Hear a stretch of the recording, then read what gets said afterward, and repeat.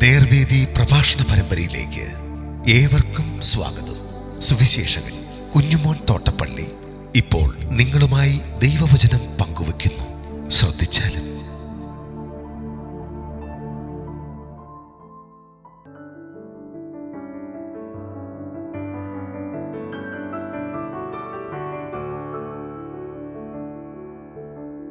മനുഷ്യന്റെ ഉള്ളിൽ നിന്ന് പുറപ്പെടുന്നതാണ് മനുഷ്യനെ അശുദ്ധനാക്കുന്നത്.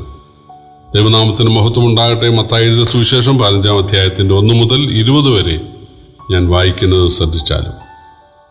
അനന്തരം യെരുശലേമിൽ നിന്ന് പരീശന്മാരും ശാസ്ത്രിമാരും യേശുവിൻ്റെ അടുക്കൽ വന്നു. നിന്റെ ശിഷ്യന്മാർ പൂർവന്മാരുടെ സമ്പ്രദായം ലംഘിക്കുന്നത് എന്ത്? അവർ ഭക്ഷിക്കുമ്പോൾ കൈ കഴുകുന്നില്ലല്ലോ എന്ന് പറഞ്ഞു. അവൻ അവരോട് ഉത്തരം പറഞ്ഞത്, നിങ്ങളുടെ സമ്പ്രദായം കൊണ്ട് നിങ്ങൾ ദൈവകൽപ്പന ലംഘിക്കുന്നത് എന്ത്? അപ്പനെയും അമ്മയെയും ബഹുമാനിക്കാമെന്നും അപ്പനെയോ അമ്മയെയോ ദൂഷിക്കുന്നവൻ മരിക്കണമെന്നും ദൈവം കൽപ്പിച്ചു അല്ലോ. നിങ്ങളോ ഒരുത്തൻ അപ്പനോട് എങ്കിലും അമ്മയോട് എങ്കിലും നിനക്കെന്നാൽ ഉപകാരമായി വരേണ്ടത് വഴിപാട് എന്ന് പറഞ്ഞാൽ അവൻ അപ്പനെ ബഹുമാനിക്കേണ്ട എന്ന് പറയുന്നു. ഇങ്ങനെ നിങ്ങളുടെ സമ്പ്രദായത്താൽ നിങ്ങൾ ദൈവവചനത്തെ ദുർബലമാക്കിയിരിക്കുന്നു. കപടഭക്തിക്കാരെ, നിങ്ങളെക്കുറിച്ച് യെശയ്യാവ്, ഈ ജനം അധരം കൊണ്ട് എന്നെ ബഹുമാനിക്കുന്നു, എങ്കിലും അവരുടെ ഹൃദയം എന്നെ വിട്ട് അകന്നിരിക്കുന്നു. മാനുഷകൽപ്പനകളായ ഉപദേശങ്ങളെ അവർ പഠിപ്പിക്കുന്നത് കൊണ്ട് എന്നെ വ്യർത്ഥമായി ഭജിക്കുന്നു എന്നിങ്ങനെ പ്രവചിച്ചത് ഒത്തിരിക്കുന്നു. പിന്നെ അവൻ പുരുഷാരത്തെ അരികെ വിളിച്ച് അവരോട് പറഞ്ഞത് കേട്ട് ഗ്രഹിച്ചു കൊള്ളുവീൻ. മനുഷ്യന് അശുദ്ധി വരുത്തുന്നത് വായിക്കകത്ത് ചെല്ലുന്നതല്ല, വായിൽ നിന്ന് പുറപ്പെടുന്നതത്രേ അത് മനുഷ്യനെ അശുദ്ധമാക്കുന്നു.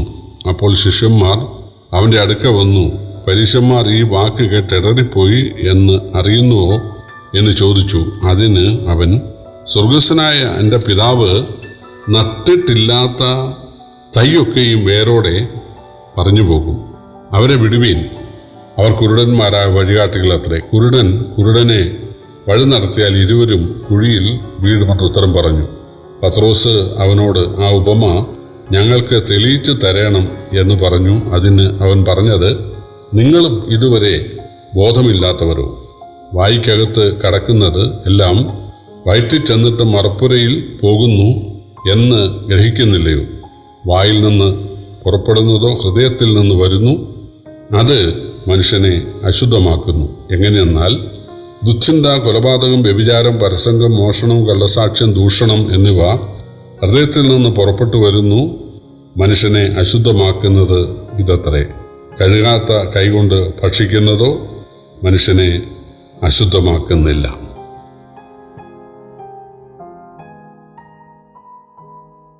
കർത്താവായ യേശുക്രിസ്തുവിൻ്റെ അത്ഭുത പ്രവൃത്തികളെ അടുത്തു നിന്ന് കാണുന്ന ഏതൊരാൾക്കും ഇത് ദൈവത്തിൻ്റെ മനുഷ്യാവതാരമാണ്, സൃഷ്ടാവായ ദൈവം മനുഷ്യനായതാണ് എന്ന് മനസ്സിലാക്കാൻ വലിയ ബുദ്ധിമുട്ടില്ല. അങ്ങനെ പലരും യേശുക്രിസ്തുവിനെ ദൈവമായി ചിന്തിച്ചിട്ടുണ്ട്.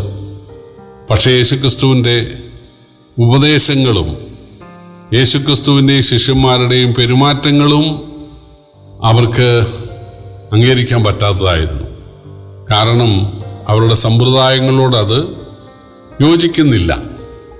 അവർ വിചാരിക്കുന്നത് തങ്ങൾ ദൈവകൽപ്പന അങ്ങനെ തന്നെ ദൈവത്തിന് പ്രസാദകരമായി നിവർത്തിക്കുന്നു എന്നായിരുന്നു. പക്ഷേ അങ്ങനെയല്ല, തങ്ങളുടെ സമ്പ്രദായങ്ങളെ അവർ ദൈവകൽപ്പനയെ ദുർബലമാക്കുകയായിരുന്നു. ഉദാഹരണം പറഞ്ഞാൽ, അപ്പനെയും അമ്മയും ബഹുമാനിക്കുക എന്നൊരു കൽപ്പനയുണ്ട്. ആ കൽപ്പനയുടെ അർത്ഥം അപ്പനും അമ്മയ്ക്കും വേണ്ടത് നൽകുക, അപ്പനും അമ്മയ്ക്കും പ്രത്യുപകാരം ചെയ്യുക എന്നുള്ളതാണ്. പക്ഷേ ഇവർ അപ്പനും അമ്മയ്ക്കും വേണ്ടത് കൊടുക്കാതെ അപ്പനും അമ്മയും കാണുമ്പോൾ എഴുന്നേറ്റ് നിന്ന് അപ്പനും അമ്മയ്ക്കും നൽകേണ്ടത് ഞാൻ പള്ളിയിൽ കൊടുത്തിട്ടുണ്ട്, വഴിപാടായി കൊടുത്തിട്ടുണ്ട് എന്ന് പറയുകയാണ്. അതുകൊണ്ട് പള്ളിയിൽ നല്ലൊരു സംഖ്യ ദശാംശമായിട്ട് വഴിപാടായിട്ട് കുർബാനായിട്ട് കൊടുത്തിട്ടുള്ളത് കൊണ്ട് അപ്പനെയും അമ്മയെയും ബഹുമാനിക്കേണ്ട, അല്ലെങ്കിൽ അപ്പനും അമ്മയ്ക്കും പ്രത്യേകിച്ച് കൊടുക്കേണ്ട എന്നാണ് ഇവർ പഠിപ്പിച്ചുകൊണ്ടിരുന്നത്.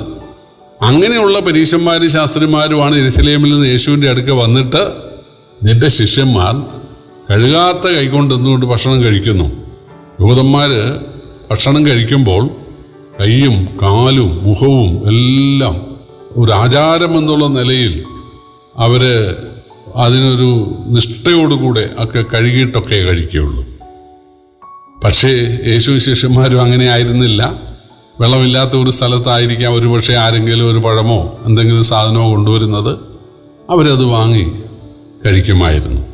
യേശു വന്ന ആളുകളോടും തൻ്റെ ശിഷ്യന്മാരോടും പറഞ്ഞത്, മനുഷ്യൻ്റെ ഉള്ളിലേക്ക് പോകുന്നതല്ല അവനെ അശുദ്ധനാക്കുന്നത്, ഉള്ളിൽ നിന്ന് വരുന്നതാണ്. അപ്പോൾ പത്രോസ് ചോദിച്ചു, അത് മനസ്സിലായില്ല, ഉള്ളിൽ നിന്ന് വായിൽ നിന്ന് വരുന്നത് എന്ന് പറഞ്ഞത് മനസ്സിലായില്ല. കർത്താവ് പറഞ്ഞു, ഹൃദയത്തിൽ നിന്ന്, ഉള്ളിൽ നിന്ന് വായിൽ നിന്നെന്ന് പറഞ്ഞ ഹൃദയത്തിൽ നിന്ന് വരുന്നതാണ് അവനെ അശുദ്ധനാക്കുന്നത്. എന്താണ് ഹൃദയത്തിലുള്ളത്? ഒരു സ്വാഭാവിക മനുഷ്യൻ്റെ, ഒരു സാധാരണ മനുഷ്യൻ്റെ ഹൃദയത്തിലുള്ളത് യേശു പറഞ്ഞു, ദുശ്ചിന്ത, വ്യഭിചാരം, പരസംഗം, കൊലപാതകം, മോഷണം, അസൂയ, അത്യാഗ്രഹം, പിന്നെ കള്ളസാക്ഷ്യം, ദൂഷണം. ഇതാണ് ഹൃദയത്തിൽ നിന്ന് പുറപ്പെടുന്നത്. അപ്പോൾ ഹൃദയത്തിലുള്ള ഈ പാപങ്ങളാണ് നീങ്ങപ്പെടേണ്ടത്. അവിടെയാണ് ശുദ്ധീകരണം ഉണ്ടാകേണ്ടത്, അവിടെയാണ് കഴുകൽ ഉണ്ടാകേണ്ടത്.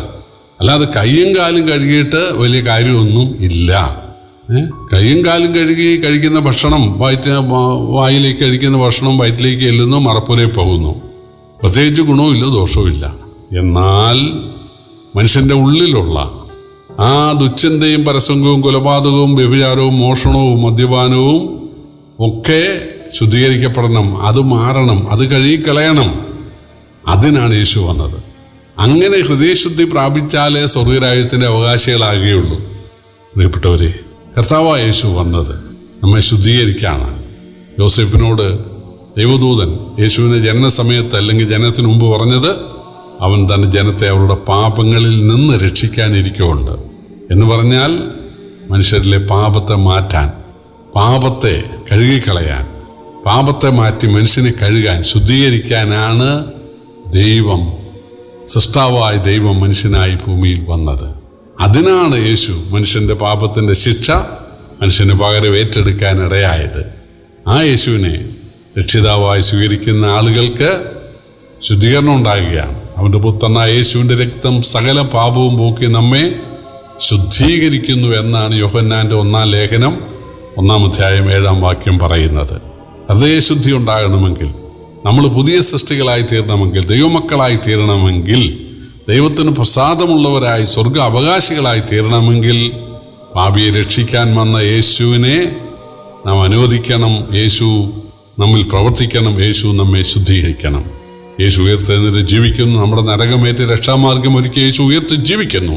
ആ യേശുവിനെ സമീപിച്ച്, കർത്താവേ, എന്നെ ശുദ്ധീകരിക്കണം, എന്നെ രക്ഷിക്കണം, എൻ്റെ ഉള്ളിലെ പാപത്തെ മാറ്റണം, എന്നെ അങ്ങയുടെ രക്തത്താൽ, കുരിശിൽ ചൊരിഞ്ഞ രക്തത്താൽ എന്നെ കഴുകണം, എന്നെ നിൻ്റെ മകനാക്കണം എന്ന് പറഞ്ഞ് ആത്മാർത്ഥമായി യേശുവിനെ സമീപിക്കുവാൻ, യേശുവിനെ രക്ഷിതാവ് എന്ന് ഏറ്റുപറയാൻ തയ്യാറായാൽ ഒരൊറ്റ നിമിഷം കൊണ്ട് കുരിശിലെ കള്ളനെ ശുദ്ധീകരിച്ചവൻ, വേശ്യാസ്ത്രീയെ ശുദ്ധീകരിച്ചവൻ, സക്കായിയെ ശുദ്ധീകരിച്ചവൻ ഒരൊറ്റ നിമിഷം കൊണ്ട് ഏത് പാപിയെയും ശുദ്ധീകരിക്കും.